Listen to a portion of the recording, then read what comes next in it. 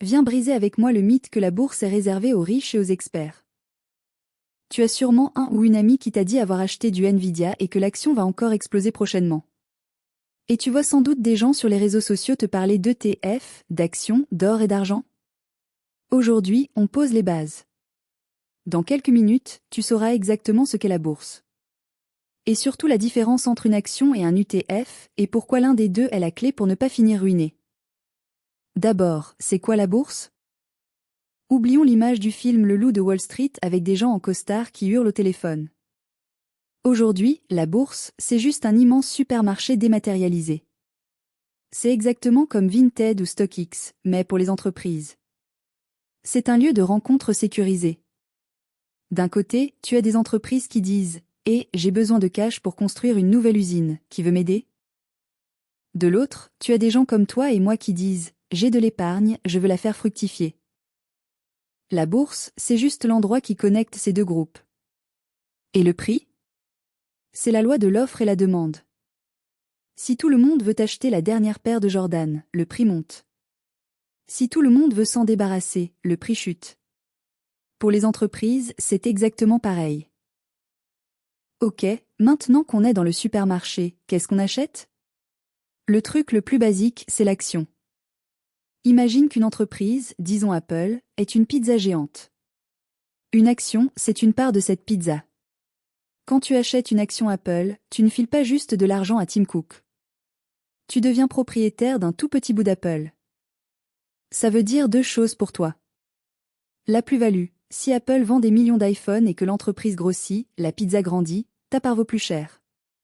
Tu peux la revendre et empocher la différence. Le dividende, parfois, l'entreprise gagne tellement d'argent qu'elle en redistribue une partie à ses propriétaires. Ça tombe directement sur ton compte, comme un loyer. Mais attention. C'est là que le piège se referme. Acheter des actions individuelles, ce qu'on appelle le stock picking, c'est risqué. Si demain, une action s'effondre en bourse et que tu as tout misé sur l'entreprise qui la détient, tu perds tout. C'est comme parier sur un seul cheval de course. Même le meilleur cheval peut se casser une jambe. C'est là qu'arrive le héros de cette vidéo, l'outil préféré des investisseurs intelligents, l'ETF. ETF, ça veut dire Exchange Traded Fund. En français, un fonds négocié en bourse. Mais pour faire simple, on va appeler ça le panier garni ou la playlist. Si l'action est une seule chanson, l'ETF est la playlist top 50 mondiale de Spotify. Quand tu achètes une part d'ETF, tu n'achètes pas une seule entreprise. Tu achètes, en un seul clic, des centaines, voire des milliers d'entreprises en même temps. L'exemple le plus connu, c'est le S&P 500. C'est un ETF qui regroupe les 500 plus grosses boîtes américaines. Pourquoi c'est génial? Parce que si Apple coule, c'est pas grave, il te reste Microsoft, Amazon, Google et 496 autres boîtes pour compenser. Tu n'essaies plus de trouver l'aiguille dans la botte de foin. Tu achètes toute la botte de foin. C'est ça la diversification.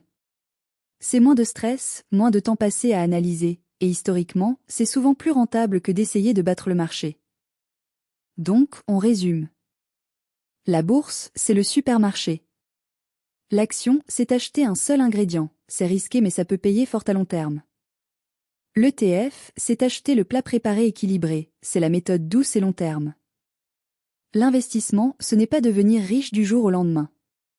C'est accepter de devenir riche doucement, mais sûrement. Maintenant, tu te demandes sûrement, ok, j'ai compris la théorie, mais concrètement j'appuie sur quel bouton pour acheter un ETF S&P 500? Si tu veux un tuto étape par étape sur une application pour débuter, dis-le-moi en commentaire. Et abonne-toi pour ne pas rater la prochaine vidéo où on passe à la pratique. À bientôt.